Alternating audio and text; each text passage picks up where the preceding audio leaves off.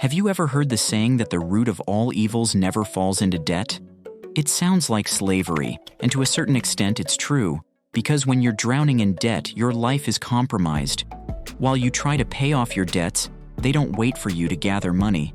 They grow day by day as nobody lends money for free. There are always interests despite all this. The United States has embraced this, and the total consumer debt in the US is almost $15 trillion, averaging more than $5,300 per household in debt. The US GDP is a little over $24.7 trillion, meaning the entire economy consists of this. But I have some good news for you. It's not always bad. This is an unpopular opinion because most of the debt we have is bad.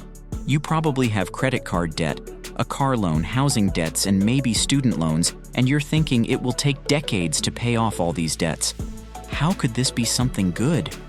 To understand how this could be something positive, let's take a look at how wealthy individuals still use this to make even more money.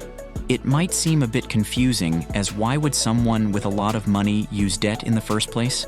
It's supposed to be used by people who don't have money, but that's not how capitalism works. This is a powerful tool if you know how to use it, and in this video, you will discover how rich people use it to make even more money. So, give this video a like, and let's get straight to the point. Number 1. Hedge funds. Hedge funds are created by the rich for the rich to get even richer and typically employ unpopular strategies. Common people like you and me do our best to predict which companies will grow and increase in value, investing the money we've worked so hard to earn, hoping these companies will thrive.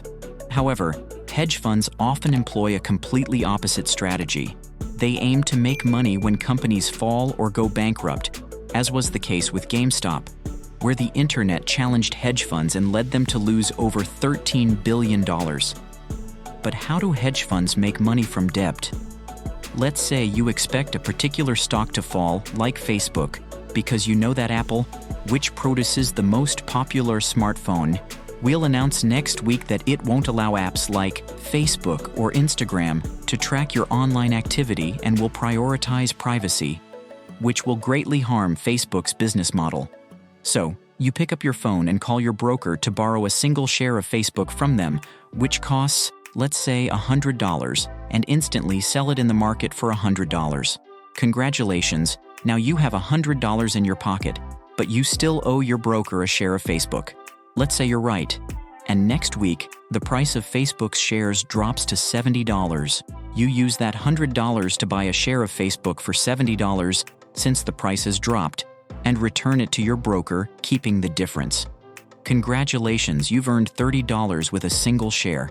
This might sound simple in theory, but it's extremely difficult and risky in practice.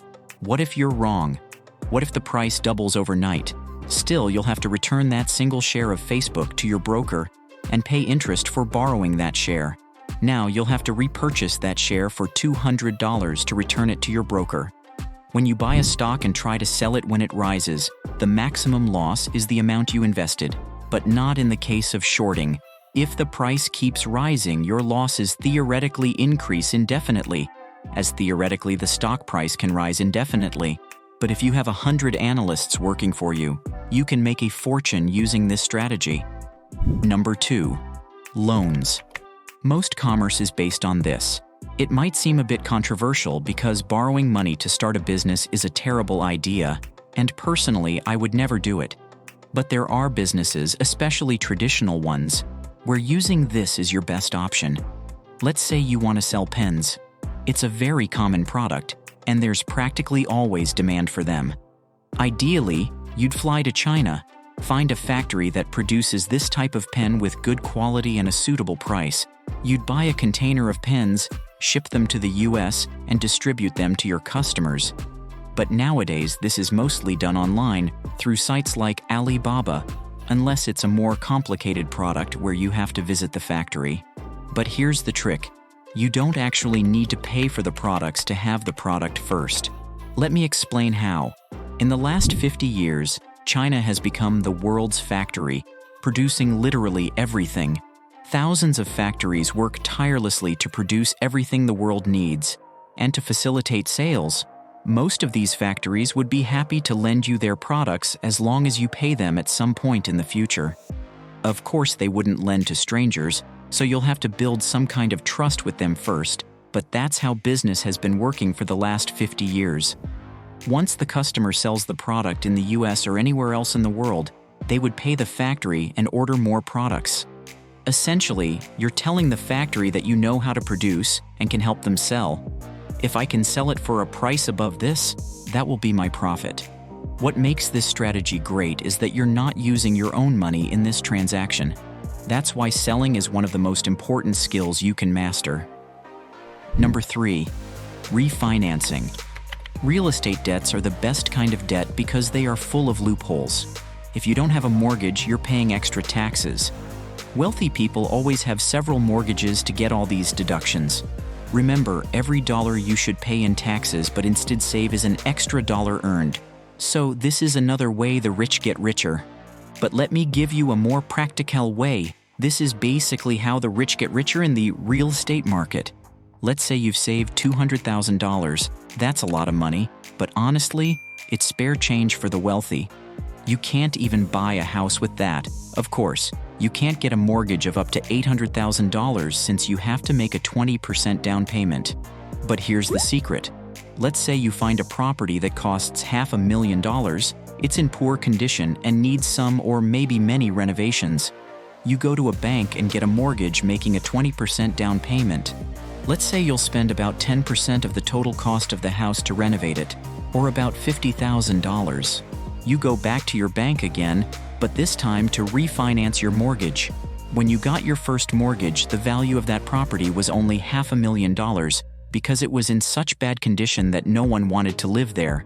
But as you renovated, now there are people who want to rent. So the market value of that property, let's say, increases to $700,000, as it was the first time. Let's say you're going to get an 80% mortgage, but 80% of $700,000 is $560,000. $400,000 of that money goes to your first bank that gave you the initial mortgage, and let's deduct another $50,000 that you spent on renovation, and you'll be left with an extra profit of $110,000. You've earned $110,000 using this method and still have a property you can rent to build equity and generate passive income. Furthermore, you'll avoid paying taxes because you have a mortgage. This is a very common practice among real estate investors. After all this, can you see this in a negative light? I leave this question for you to answer in the comments. If you enjoyed this video, be sure to give it a like, and if you're new here, subscribe and turn on your notifications. You're welcome here at Time to Invest, where you'll learn everything there is to know about money, investments, and business. Thank you for watching, and we'll see you in the next video.